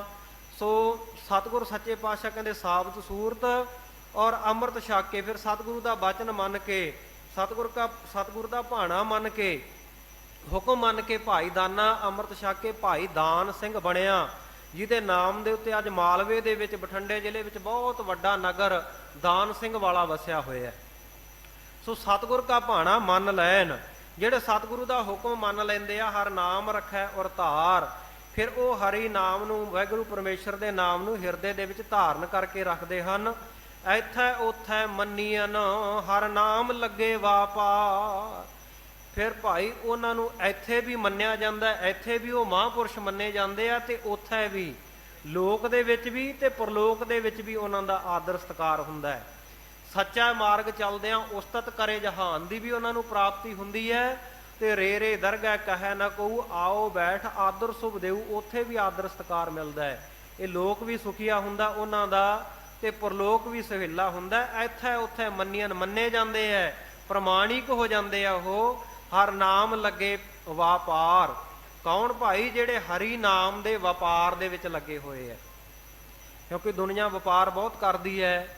ਕਿਨਹੀ ਬਣ ਜਾ ਕਾਂਸੀ ਤਾਂਬਾ, ਕਿਨਹੀ ਲੌਂਗ ਸੁਪਾਰੀ, ਸੰਤੋ ਬਣ ਜਾ ਨਾਮ ਗੋਬਿੰਦ ਕਾ, ਐਸੀ ਖੇਪ ਹਮਾਰੀ। ਕੋਈ ਕਾਂਸੀ ਦਾ ਵਪਾਰ, ਕਹੇ ਦਾ ਵਪਾਰ ਕਰਦਾ ਹੈ, ਕੋਈ ਤਾਂਬੇ ਦਾ ਵਪਾਰ ਕਰਦਾ ਹੈ, ਸੋਨੇ ਚਾਂਦੀ ਦਾ, ਕੋਈ ਕਿਸੇ ਪ੍ਰਕਾਰ ਦਾ ਵਪਾਰ ਕਰਦਾ ਹੈ। ਪਰ ਰੱਬ ਦੇ ਪਿਆਰਿਆਂ ਨੇ, ਸਾਧ ਸੰਗਤ ਜੀ, ਇੱਕ ਵਾਹਿਗੁਰੂ ਦੇ ਨਾਮ ਦਾ ਵਣਜ ਵਪਾਰ ਕੀਤਾ ਹੈ। ਕਿਉਂਕਿ ਉਹ ਵਾਹਿਗੁਰੂ ਦੇ ਨਾਮ ਦਾ ਵਣਜ ਕਰਨ ਵਾਸਤੇ ਦੁਨੀਆ ਵਿੱਚ ਆਏ ਆ ਨਾ। ਵਣਜ ਕਰੋ ਵਣਜਾਰਿਓ ਵੱਖਰ ਲਿਹੋ ਸੰਭਾਲ, ਤੈਸੀ ਵਸਤ ਵਿਸਾਹੀ ਹੈ ਜੈਸੀ ਨਿਭੈ ਨਾਲ। ਉਹ ਵਸਤੂ ਦਾ ਵਪਾਰ ਕਰੀਏ ਜਿਹਨੇ ਸਾਡਾ ਸਾਥ ਦੇਣਾ ਹੈ, ਜਿਹਨੇ ਸਾਥ ਨਿਭਾਉਣਾ ਹੈ। ਸੋ ਉਸ ਵਪਾਰ ਦੇ ਵਿੱਚ ਹਰ ਨਾਮ ਵਣਜਾ ਰੰਗ ਸਿਓ ਲਾਹਾ ਹਰ ਨਾਮ ਲੈ ਜਾਵੇ। ਜਿਨ੍ਹਾਂ ਨੇ ਲਾਹਾ ਪ੍ਰਾਪਤ ਕੀਤਾ, ਉਹ ਵਾਹਿਗੁਰੂ ਦੇ ਰੰਗ ਦੇ ਵਿੱਚ, ਪ੍ਰੇਮ ਦੇ ਵਿੱਚ, ਉਹ ਹਰੀ ਨਾਮ ਦਾ ਜਿਨ੍ਹਾਂ ਨੇ ਵਪਾਰ ਕਰ ਲਿਆ, ਉਹਨਾਂ ਨੂੰ ਇੱਥੇ ਵੀ ਮੰਨਿਆ ਜਾਂਦਾ ਤੇ ਉੱਥੇ ਵੀ, ਲੋਕ ਵਿੱਚ ਵੀ ਤੇ ਪਰਲੋਕ ਵਿੱਚ ਵੀ ਪ੍ਰਮਾਣਿਕ ਹੁੰਦੇ ਹਨ। ਗੁਰਮੁਖ ਸ਼ਬਦ ਸੰਜਾਪ ਦੇ, ਤਿਤ ਸਾਚੈ ਦਰਬਾਰ। ਫਿਰ ਸਾਧ ਸੰਗਤ ਜੀ, ਉਹ ਸੰਜਾਪ ਦੇ ਪਛਾਣੇ ਜਾਂਦੇ ਆ, ਉਹਨਾਂ ਦੀ ਸਿਆਣ ਹੁੰਦੀ ਹੈ।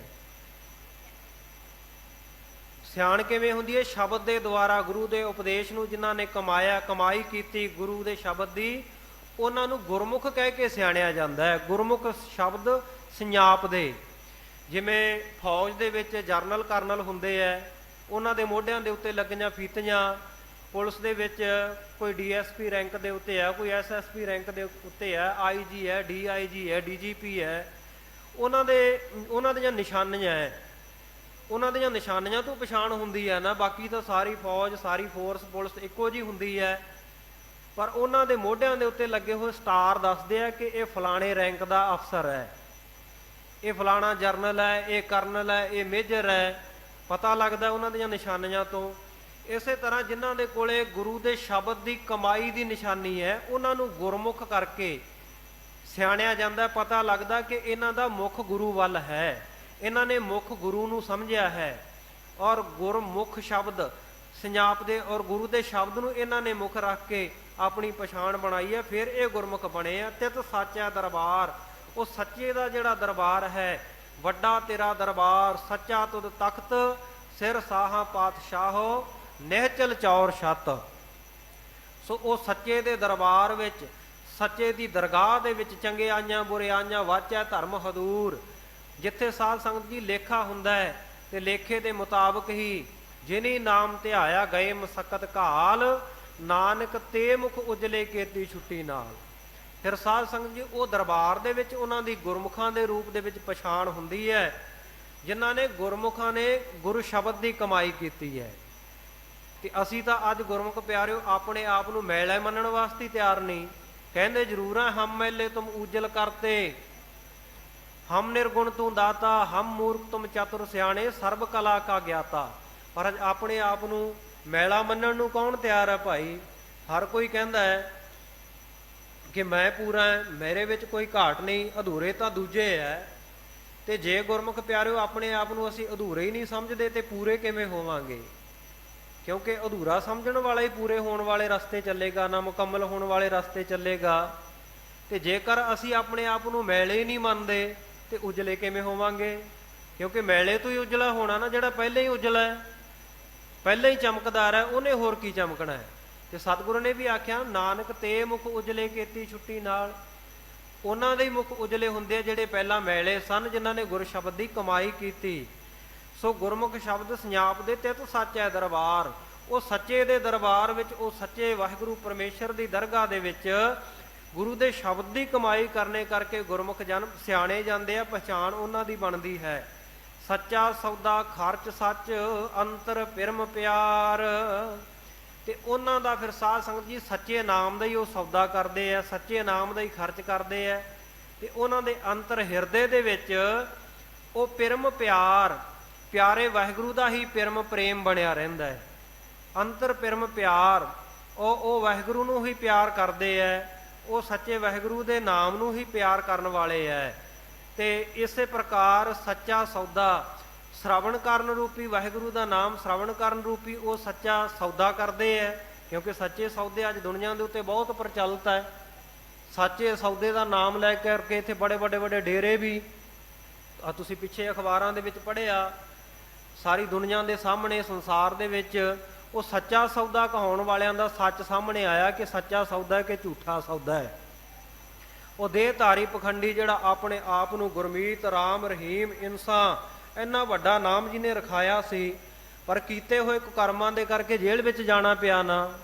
ਜੇਲ੍ਹ ਦੇ ਵਿੱਚ ਔਰ ਆਜੀਵਨ ਕਾਲ ਉਹ ਜੇਲ੍ਹ ਦੇ ਵਿੱਚ ਸੜਦਾ ਰਹੂਗਾ, ਭਾਵੇਂ ਕਿ ਸਮੇਂ ਦੀਆਂ ਸਰਕਾਰਾਂ ਔਰ ਜਿਹੜੇ ਚਾਪਲੂਸ ਲੋਕ ਹੈ ਉਹਨਾਂ ਨੇ ਬੜੀਆਂ ਕੋਸ਼ਿਸ਼ਾਂ ਕੀਤੀਆਂ ਕਿ ਉਹ ਪਖੰਡੀ ਨੂੰ ਬਾਹਰ ਕਢਾ ਲਿਆਈਏ। ਹੁਣ ਸਾਡੇ ਜਿਹੜੇ ਸਿੱਖ ਯੋਧੇ ਜੇਲ੍ਹਾਂ ਵਿੱਚ ਬੈਠੇ ਆ, ਬੰਦੀ ਸਿੰਘ, ਉਹਨਾਂ ਵਾਲੇ ਪਾਸੇ ਤਾਂ ਸਰਕਾਰਾਂ ਦਾ ਧਿਆਨ ਨਹੀਂ ਜਾਂਦਾ ਕਿ ਉਹਨਾਂ ਨੂੰ ਜਿਹੜੇ ਬਿਨਾਂ ਕਾਰਨੀ ਅਕਾਰਨੀ ਬੇਦੋਸ਼ੀ ਜੇਲ੍ਹਾਂ ਦੇ ਵਿੱਚ, ਔਰ ਜਿਹੜੇ ਕੇਸ ਉਹਨਾਂ ਦੇ ਉੱਤੇ ਪਾਏ ਸੀ ਉਹਨਾਂ ਦੇ ਮੁਤਾਬਕ ਵੀ ਸਜ਼ਾ ਪੂਰੀ ਕਰ ਚੁੱਕੇ ਆ, ਜਿੰਨੇ ਸਾਲ ਬਣਦੀ ਸੀ। ਪਰ ਉਸ ਤੋਂ ਵੀ ਵੱਧ ਸਮਾਂ ਜੇਲ੍ਹਾਂ ਵਿੱਚ ਬੈਠੇ ਆ। ਕੋਈ ਤਿਹਾੜ ਜੇਲ੍ਹ ਵਿੱਚ ਬੈਠਾ, ਕੋਈ ਨਾਭੇ ਬੈਠਾ, ਕੋਈ ਕਿਤੇ।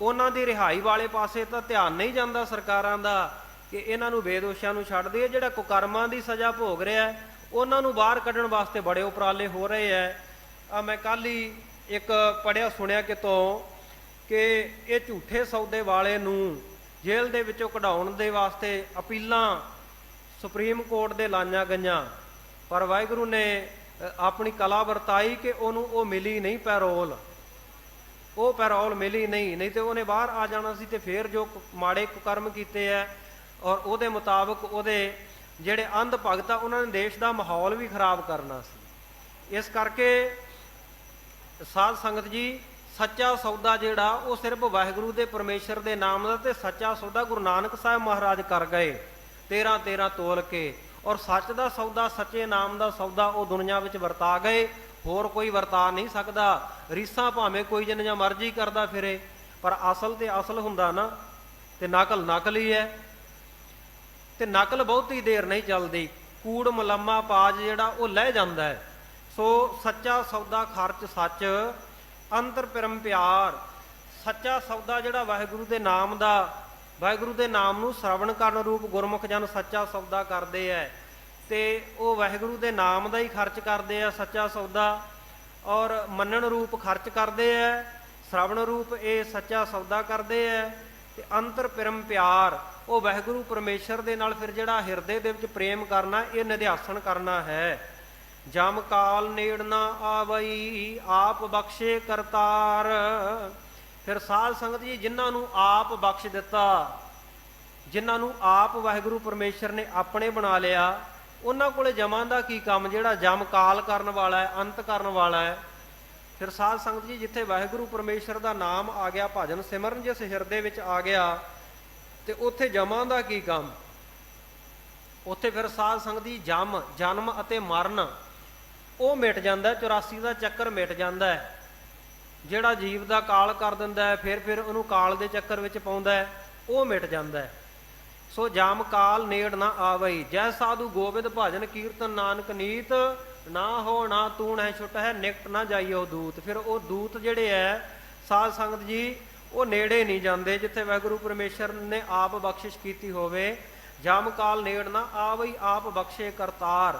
ਜਿਨ੍ਹਾਂ ਨੂੰ ਆਪ ਬਖਸ਼ ਲਿਆ, ਆਪ ਆਪਣੇ ਬਣਾ ਲਿਆ, ਆਪ ਜਿਨ੍ਹਾਂ ਦੇ ਉੱਤੇ ਕਰਮ ਨਦਰ ਰਹਿਮਤ ਕਰ ਦਿੱਤੀ, ਉਹਨਾਂ ਨੂੰ ਫਿਰ ਸਾਧ ਸੰਗਤ ਜੀ ਜਨਮ ਮਰਨ ਦਾ ਚੱਕਰ ਨਹੀਂ ਪੈਂਦਾ। ਜਿਹੜਾ ਕਾਲ ਕਰਨ ਵਾਲਾ ਜਮ ਹੈ, ਮੌਤ ਲਿਆਉਣ ਵਾਲਾ ਜਮ ਹੈ, ਉਹ ਉਹਨਾਂ ਦੇ ਨੇੜੇ ਨਹੀਂ ਟੁਕਦਾ। ਨਾਨਕ ਨਾਮ ਰਤੇ ਸੇ ਧਨਵੰਤ ਹੈਨ, ਨਿਰਧਨ ਹੋਰ ਸੰਸਾਰ। ਨਾਨਕ ਨਾਮ ਦੀ ਮੋਹਰ ਲਾ ਕੇ ਧੰਨ ਗੁਰੂ ਅਮਰਦਾਸ ਸਾਹਿਬ ਮਹਾਰਾਜ ਸੱਚੇ ਪਾਤਸ਼ਾਹ ਇਹ ਸ਼ਲੋਕ 12 ਤੇ ਵਧੇਕ ਦੇ ਇਸ 26ਵੇਂ ਸ਼ਲੋਕ ਦੇ ਵਿੱਚ ਉਚਾਰਨ ਕਰ ਰਹੇ ਆ ਕਿ ਨਾਨਕ ਨਾਮ ਰਤੇ ਸੇ ਧਨਵੰਤ ਹੈਨ, ਨਿਰਧਨ ਹੋਰ ਸੰਸਾਰ। ਬਾਕੀ ਤਾਂ ਸਾਰਾ ਸੰਸਾਰ ਕੰਗਾਲ ਹੀ ਤੁਰਿਆ ਫਿਰਦਾ ਹੈ, ਕੰਗਲਾ ਹੀ ਤੁਰਿਆ ਫਿਰਦਾ ਹੈ। ਜਿਹੜੇ ਉਹ ਵਾਹਿਗੁਰੂ ਦੇ ਨਾਮ ਵਿੱਚ ਰੱਤੇ ਗਏ, ਰੰਗੇ ਗਏ, ਤਦਾਕਾਰ ਹੋ ਗਏ, ਉਹ ਅਸਲ ਦੇ ਵਿੱਚ ਧਨਵਾਨ ਹੈ। ਭਾਗ ਠੜੇ ਹਰ ਸੰਤ ਤੁਮਾਰੇ, ਜਿਨ ਘਰ ਧਨ ਹਰ ਨਾਮਾ, ਪ੍ਰਵਾਨ ਗਣੀ ਸਈ ਇਹ ਆਏ, ਸਫਲ ਤੇ ਨਾ ਕੇ ਕਾਮਾ। ਉਹੀ ਆਏ ਹੋਏ ਪ੍ਰਵਾਨ ਹੁੰਦੇ ਆ, ਪ੍ਰਮਾਣਿਕ ਹੁੰਦੇ ਆ, ਔਰ ਉਹਨਾਂ ਦਾ ਇਹ ਸੰਸਾਰ ਦੇ ਵਿੱਚ ਆਉਣਾ। ਫਿਰ ਸਾਧ ਸੰਗਤ ਜੀ, ਭਈ ਪ੍ਰਾਪਤ ਮਾਨੁਖ ਦੇਹੁਰੀਆ, ਗੋਬਿੰਦ ਮਿਲਣ ਕੀ ਇਹ ਤੇਰੀ ਬਰੀਆ, ਅਵਰ ਕਾਜ ਤੇਰਾ ਕੇਤਾ ਨਾ ਕਾਮ ਮਿਲ, ਸਾਧ ਸੰਗਤ ਭਜ ਕੇਵਲ ਨਾਮ। ਜਿਹੜੇ ਇਸ ਪ੍ਰਕਾਰ ਜੀਵਨ ਬਤੀਤ ਕਰਦੇ ਐ, ਨਾਮ ਦੇ ਵਿੱਚ ਰੱਤੇ ਜਾਂਦੇ ਐ, ਫਿਰ ਸਾਧ ਸੰਗਤ ਜੀ ਉਹੀ ਅਸਲ ਧਨਵਾਨ ਕਹੇ ਜਾਂਦੇ ਐ। ਗੁਰੂ ਅਰਜਨ ਦੇਵ ਮਹਾਰਾਜ ਸੱਚੇ ਪਾਤਸ਼ਾਹ ਨੇ ਆਖਿਆ ਨਾ, ਹਮ ਧਨਵੰਤ ਭਾਗਠ ਸੱਚ ਨਾਏ। ਅਸੀਂ ਧਨੀ ਬਣ ਗਏ ਆ, ਭਾਗਠ ਖਜ਼ਾਨਾ ਮਿਲ ਗਿਆ ਸੱਚੇ ਨਾਮ ਦਾ ਸਾਨੂੰ। ਸੋ ਇਹ ਕੈਸਾ ਖਜ਼ਾਨਾ ਹੈ, ਗੁਰੂ ਕੀ ਬਾਣੀ ਦਾ ਖਾਵੈ ਖਰਚਾ ਰਲ ਮਿਲ ਭਾਈ, ਟੋਟ ਨਾ ਆਵੈ ਵਾਧੋ ਜਾਈ, ਰਤਨ ਲਾਲ ਜਾ ਕਾ ਕਛੂ ਨਾ ਮੋਲ, ਭਰੇ ਭੰਡਾਰ ਅਖੂਟ ਅਤੋਲ। ਰਤਨਾ ਹੀਰਿਆਂ ਦੇ ਨਾਲੋਂ ਵੀ ਕੀਮਤੀ ਗੁਰੂ ਕੇ ਸ਼ਬਦ, ਗੁਰੂ ਕੀ ਬਾਣੀ ਸਤਿਗੁਰ ਸੱਚੇ ਪਾਤਸ਼ਾਹ ਨੇ ਸਾਨੂੰ ਬਖਸ਼ਿਸ਼ ਕਰ ਦਿੱਤੀ ਹੈ। ਸੋ ਇਸ ਬਾਣੀ ਦੇ ਨਾਲ ਜੁੜ ਗਏ, ਇਸ ਬਾਣੀ ਦੇ ਨਾਲ ਜੁੜ ਕੇ ਧੰਨਵਾਨ ਬਣੀਏ। ਨਹੀਂ ਤੇ ਸਾਧ ਸੰਗਤ ਬਾਕੀ ਸੰਸਾਰ ਤਾਂ ਨਿਰਧਨ ਹੀ ਫਿਰਦਾ, ਕੰਗਲਾ ਹੀ ਫਿਰਦਾ, ਜਿਨ੍ਹਾਂ ਦੇ ਕੋਲੇ ਨਾਮ ਦਾ ਧਨ ਨਹੀਂ ਹੈ। ਤੇ ਜਿਨ੍ਹਾਂ ਦੇ ਕੋਲੇ ਨਾਮ ਦਾ ਧਨ ਹੈ, ਉਹ ਭਾਵੇਂ ਸਾਧ ਸੰਗਤ ਜੀ ਟੁੱਟੇ ਹੋਏ ਘਰ ਦੇ ਵਿੱਚ ਵੀ ਕਿਉਂ ਨਾ ਵਸਦਾ ਹੋਵੇ, ਉਹਦੇ ਤਨ ਦੇ ਉੱਤੇ ਪਹਿਨੇ ਹੋਏ ਵਸਤਰ ਲੀਰਾਂ ਵੀ ਕਿਉਂ ਨਾ ਹੋਣ, ਤੇ ਫਿਰ ਸਾਧ ਸੰਗਤ ਜੀ ਉਹਦੇ ਕੋਈ ਬਹੁਤੇ ਮਿੱਤਰ, ਬਹੁਤੇ ਪਿਆਰ ਵਾਲੇ ਵੀ ਨਾ ਹੋਣ, ਕੋਈ ਸਕੇ ਸੰਬੰਧੀ ਵੀ ਉਹਨੂੰ ਨਾ ਪਸੰਦ ਕਰਦੇ ਹੋਣ, ਪਰ ਉਹਨੂੰ ਸਤਿਗੁਰ ਸੱਚੇ ਪਾਤਸ਼ਾਹ ਨੇ ਸਾਰੀ ਸ੍ਰਿਸ਼ਟੀ ਦਾ ਰਾਜਾ ਆਖਿਆ। ਸਤਿਗੁਰੂ ਦੇ ਬਚਨ ਆਉਂਦੇ ਆ ਪੌੜੀ ਦੇ ਵਿੱਚ, ਬਸਤਾ ਟੂਟੀ ਝੁੰਪੜੀ ਚੀਰ ਸਭ ਛਿੰਨਾ, ਮਿੱਤਰ ਨਾ ਇਤ ਧਨ ਰੂਪਹੀਣ ਕੇ ਸਾਕ ਨਾ ਛਿੰਨਾ, ਕਿ ਸਾਕ ਨਾ ਸਿੰਨਾ। ਬਸਤਾ ਟੂਟੀ ਝੁੰਪੜੀ ਚੀਰ ਸਭ ਛਿੰਨਾ, ਜਾਤ ਨਾ ਪਤ ਨਾ ਆਦਰੋ ਉਦਿਆਨ ਪਰਮਿੰਨਾ, ਰਾਜਾ ਸਗਲੀ ਸ੍ਰਿਸ਼ਟ ਕਾ ਹਰ ਨਾਮ ਮਨ ਭਿੰਨਾ। ਜਿਹਦਾ ਵਾਹਿਗੁਰੂ ਪਰਮੇਸ਼ਰ ਦੇ ਨਾਮ ਦਾ ਜਿਹਦੇ ਕੋਲੇ ਖਜ਼ਾਨਾ ਆ ਗਿਆ, ਨਾਮ ਦੇ ਵਿੱਚ ਜਿਹਦਾ ਮਨ ਭਿੱਜਿਆ ਹੋਇਆ, ਉਹਨੂੰ ਸਾਰੀ ਸ੍ਰਿਸ਼ਟੀ ਦਾ ਸਤਿਗੁਰ ਸੱਚੇ ਪਾਤਸ਼ਾਹ ਨੇ ਰਾਜਾ ਦੱਸਿਆ। ਸਾਰੀ ਸ੍ਰਿਸ਼ਟੀ ਦਾ ਰਾਜਾ ਗੁਰਬਾਣੀ ਨੇ ਪ੍ਰਮਾਣਿਕ ਇਹ ਮੋਹਰ ਲਾ ਕੇ ਕਹਿ ਦਿੱਤਾ ਹੈ। ਸੋ ਸਤਿਗੁਰੂ ਗੁਰੂ ਅਮਰਦਾਸ ਸਾਹਿਬ ਮਹਾਰਾਜ ਜੀ ਨਾਨਕ ਨਾਮ ਦੀ ਮੋਹਰ ਛਾਪ ਲਾ ਕੇ ਉਚਾਰਨ ਕਰਦੇ ਆ, ਨਾਨਕ ਨਾਮ ਰਤੇ ਸੇ ਧਨਵੰਤ ਹੈਨ, ਨਿਰਧਨ ਹੋਰ ਸੰਸਾਰ। ਬਾਕੀ ਸਾਰਾ ਸੰਸਾਰ ਨਿਰਧਨ ਕੰਗਾਲ ਹੈ। ਜਿਹੜੇ ਨਾਮ ਦੇ ਵਿੱਚ ਰਤੇ ਹੋਏ ਗੁਰਮੁਖ ਪਿਆਰੇ